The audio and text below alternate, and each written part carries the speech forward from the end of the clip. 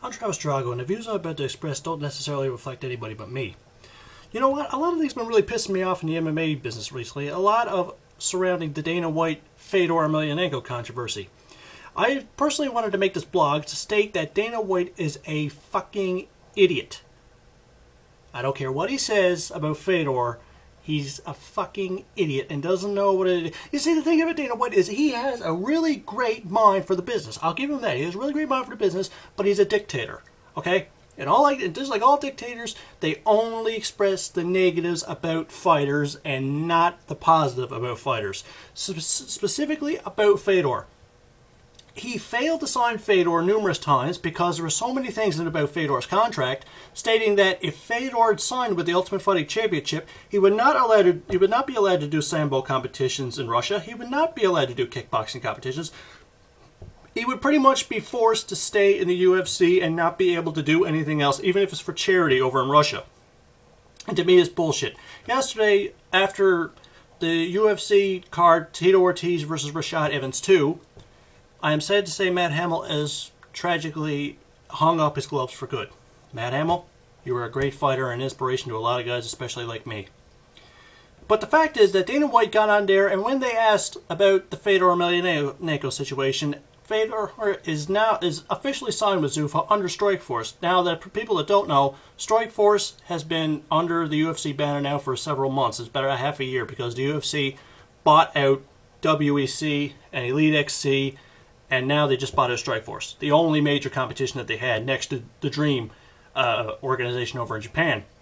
But he stated that Fedor Emelianenko is not one of the top fighters in the world, and he said, if you just look in the past, I have his record right here. It stated that, look at the people that he beat.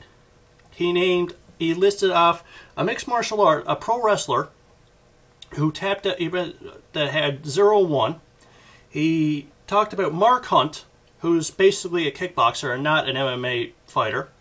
He listed off another fighter who lost to Butterbean by submission, but he failed, and he mentioned the 3 losses that he had recently, namely against Fabricio Verdum via triangle armbar, via Dan Henderson by TKO, 2, I might add, 2 fights that could have gone either way, because if you look at the fights, Fabricio Verdum and Dan Henderson were very, very close to being knocked out themselves. And Antonio Silva. Now, I will state that Dan Henderson and his TKO power is very, very strong. That's his strong point. Fabricio Verdum, I mean, come on. You can't go near the guy without him even looking at you and slapping on an armbar. And Antonio Silva, 10 times the size of Fedor. So yes, he got out strong. But he also mentioned that he beat Tim Sylvia and Andrei Arlovsky by submission and KO.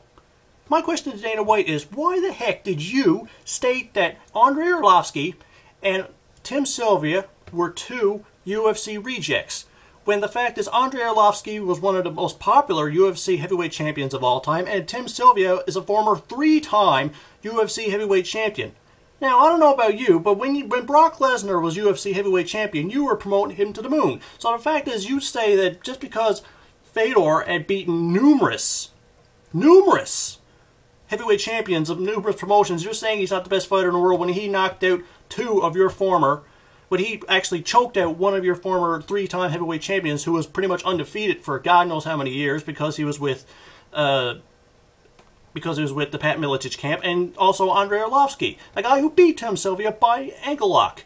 And then, of course, you go off, but what about some of the other fighters that you failed to mention that he beat? Guys like Mark Coleman, guys like Mirko Cro Cop, guys like Antonio Rodrigo Minotauro Nogueira, not once, not twice, but 3 times.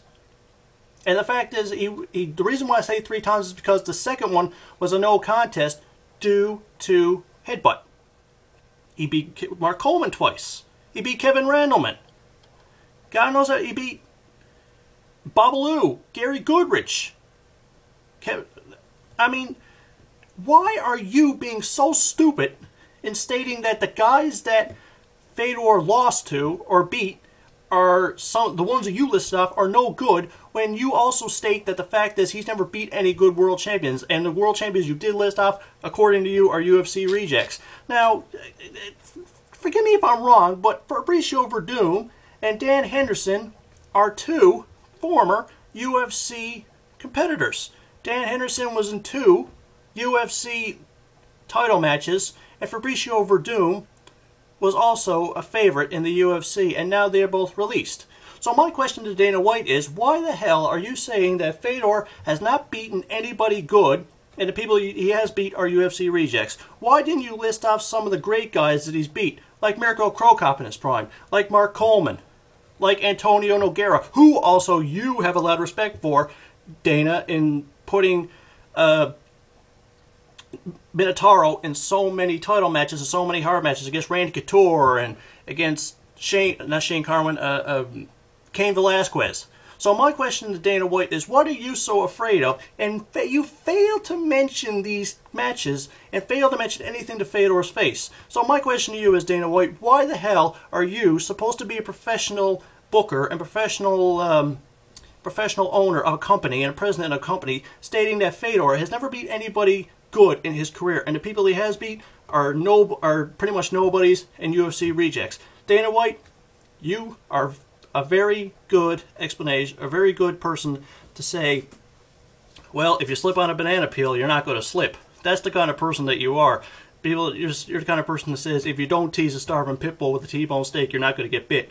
That's the kind of person you are, Dana. The fact is, you got so many things to say about people, especially Fedor.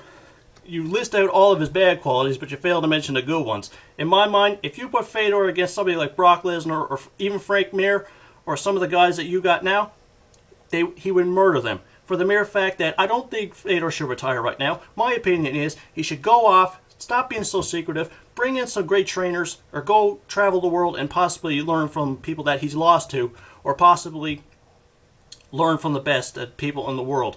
He's got nothing to lose. He's not done yet. He just needs to expand his training camp.